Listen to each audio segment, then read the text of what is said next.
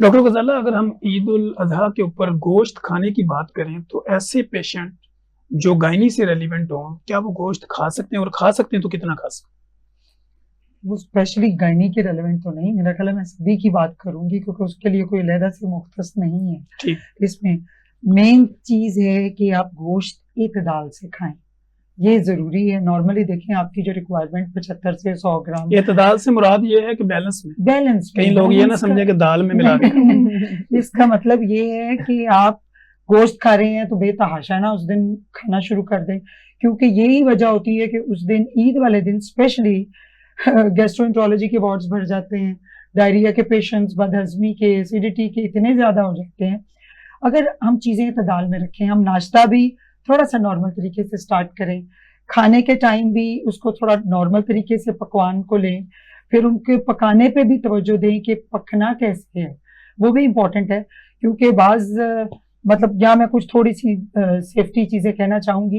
गोश्त कई दफा हम कुर्बानी के फौरन बाद पकाने लग जाते हैं, जो कि ठीक नहीं है। ठीक। उसमें कम से कम 4-6 घंटे, कुछ घंटों का वक्फा होना चाहिए, क्योंकि आप भी डॉक्टर हैं, आप समझते हैं रैगर मोर्टिस एक ऐसी टर्म है जिसमें गोश्त थोड़ा सख्त हो जाता है शुरू। ठीक। तो वो आपने उसको टाइम देना होता है ताकि वो रिलैक्स करे, और वो फिर इसका मतलब वो ईद के अगले दिन ही खाए। नहीं, वो फिर जरा जूद हजम भी होता है, उसकी इफेक्टिवनेस भी ज्यादा होती है और आपके लिए फायदेमंद भी ज्यादा होता है। अगर सारे गेस्ट बैठे हों तो क्या करें? नहीं तो आपके पास पहले भी तो कुछ गोश्त पड़ा होता है। अच्छा, फिर उस दिन चिकन खिलाएं, रात वाले दिन मटन खिलाएं। नहीं, आप उसके साथ मैं एक चीज और भी कहूंगी कि आप गोश्त खाली ना पकाएं, गोश्त को आप सब्जियों के साथ बनाएं, फाइबर रिच बनाएं, बैलेंस्ड रहता है।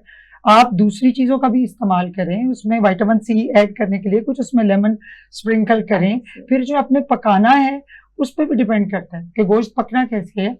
आप उसको बॉईल करें, उसको बेक करें, उसको स्टीम करें, मतलब इन तरीकों से उनको कुक करें, वो बेहतर फॉर्म में पकने के तरीके हैं। तली हुई चीजों से इज्तनाब करें, उससे आपका कोलेस्ट्रॉल हाई होगा।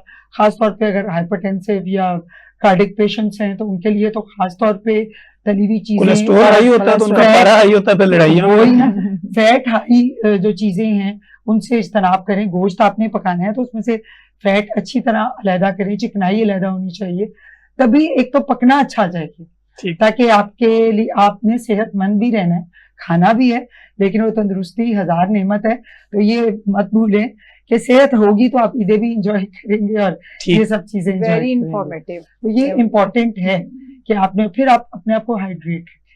सारा दिन आपने हाइड्रेशन भी रखनी है, जिसमें चाहे आप गर्मियों के दिन है आजकल तो ORS या नींबू पानी, इस किस्म की चीजों का इस्तेमाल करें। जो मैंने बात की कि वेजिटेबल्स ऐड करें, इसके साथ फिजी ड्रिंक्स का कम इस्तेमाल करें। ठीक। वो लोगों का कॉन्सेप्ट होता है कि शायद ये खाने को हजम करती नहीं, वो इतनी, एक तो आप शुगर हाई होती हैं वो आप ले लेते हो, और अगर डायबिटिक पेशेंट्स हैं तो उनके लिए तो खासतौर पे ये चीजें स्वीट चीजें और ये अवॉइड करनी चाहिए। लेकिन ईद में वेजिटेबल कौन डालेगा मीट के नहीं, साथ? लेकिन आप उसमें शामिल जरूर रखें, उस पकवान को, एक वेजिटेबल पकवान को बैलेंस रखना है तो उसको शामिल जरूर